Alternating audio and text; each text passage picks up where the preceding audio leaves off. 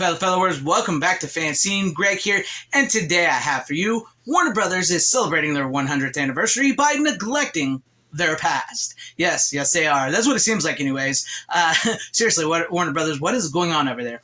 The idea for this video came about where it was announced a couple days ago that a lot of the executives over at Turner Classic Movies here were pretty much fired. I mean, they said they were like resigned, but it looks like they were pretty much fired. And a lot of these executives, which Turner Classic Movies is owned by Warner Brothers, they spearheaded a lot of preserving a lot of film and creating a lot of documentaries and stuff to go along with these films on there, and spearheaded the Turner Classic Movie Film Festivals.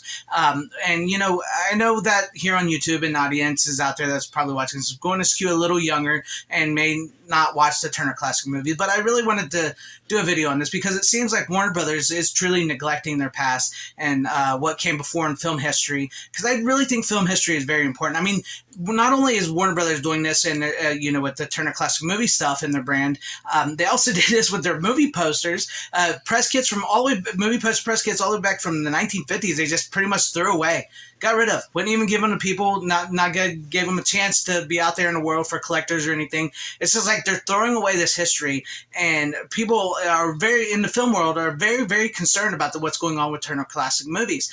I mean, even Steven Spielberg, Wes Anderson, and Martin Scorsese held an emergency meeting to talk with David Zaslav over the Turner Classic Movie stuff. And David Zaslav wants Warner Brothers to be a place for filmmakers. And if you're going to basically ignore film history and all those these classic movies and stars and what these movies that inspired so many, what filmmaker is going to want to work for Warner Brothers? That's the point here.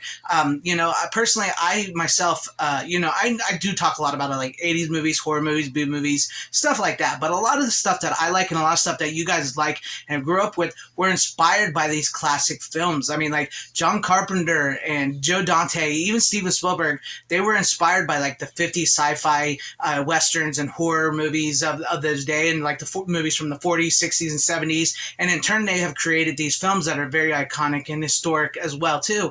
And if you forget the lessons of the past, you're doomed to repeat them. I mean, how many more times do I have to use this clip from In Search of Darkness? There's a real dilemma right now in terms of what I've been calling the digital divide. Stuff was on VHS in the 80s, and if it didn't make the leap to DVD, then the odds are that much less that it's going to make the leap to Blu-ray. And now the odds are even much less that somebody's going to sell that transfer streaming rights somewhere.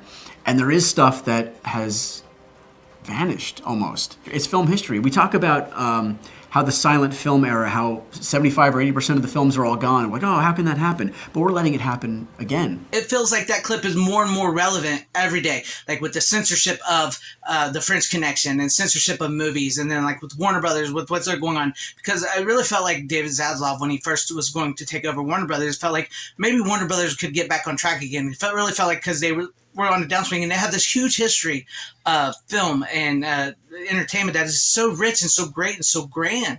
And it feels like, once he got in there, it kind of shunted all that to the side and neglected it, for lack of a better word.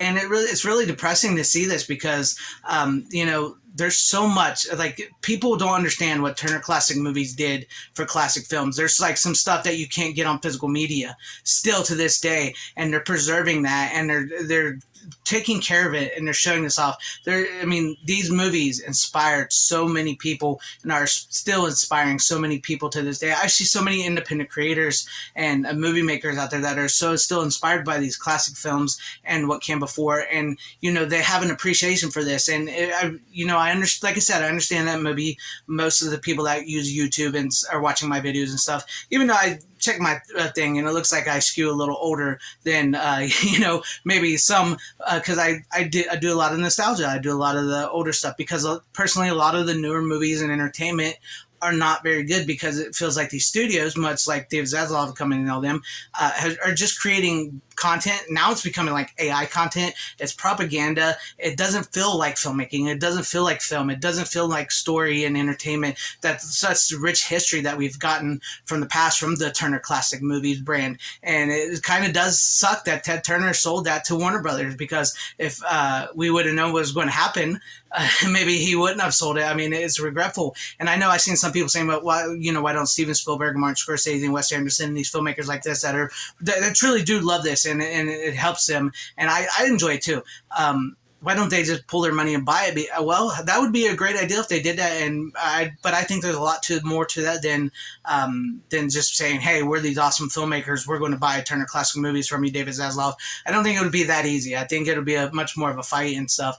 But personally, I have been wanting to expand my physical media library with more classic films, more films from the 50s, the 60s, the 70s, the 40s. Some more, like, I really want to get into some more like sci-fi 50s movies and stuff like that, more action and stuff. I really want to get Night of the Hunter. I know Night of the Hunter isn't like a Warner Brothers Turner Classic movie thing. Well, sort of is. Night of the Hunter with Robert Mitchum, this old black and white, like, creepy movie that's inspired so many. I want to get that, and I've been meaning to pick that up for quite some time. I want to flesh out my my classic film section, and I think, if you're a film lover and love, I mean, because let's be honest here, we are seeing this more and more, where these studios, they're just concerned about the new. I mean, every studio's in it to make money. Every studio's in it to make money. Every movie's made to make money. But now it seems like that money and that younger audience and just putting out things as quick as they can to get a bigger turn as quick as they can has become more important than story structure, film character, and film history.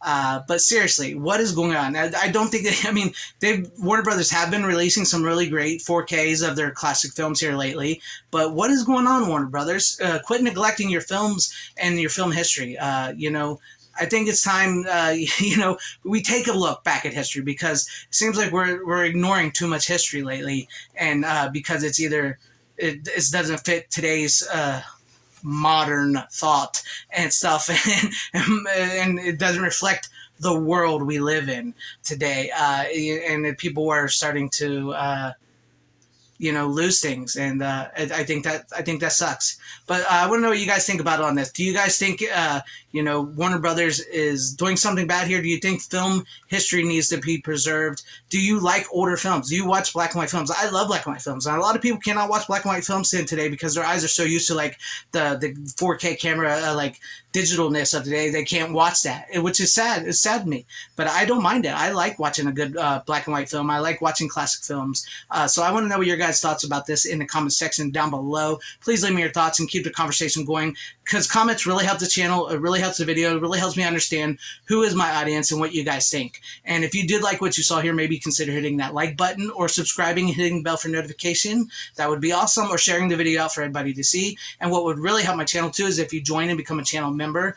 That would be awesome. And shout out to all my channel members. I appreciate each and every one of you guys. Thank you for being channel members here. And to everybody watching, thank you. I appreciate it. Wherever you guys are, please have a great, safe, happy, healthy day, morning, afternoon, evening, and night. Always support physical media.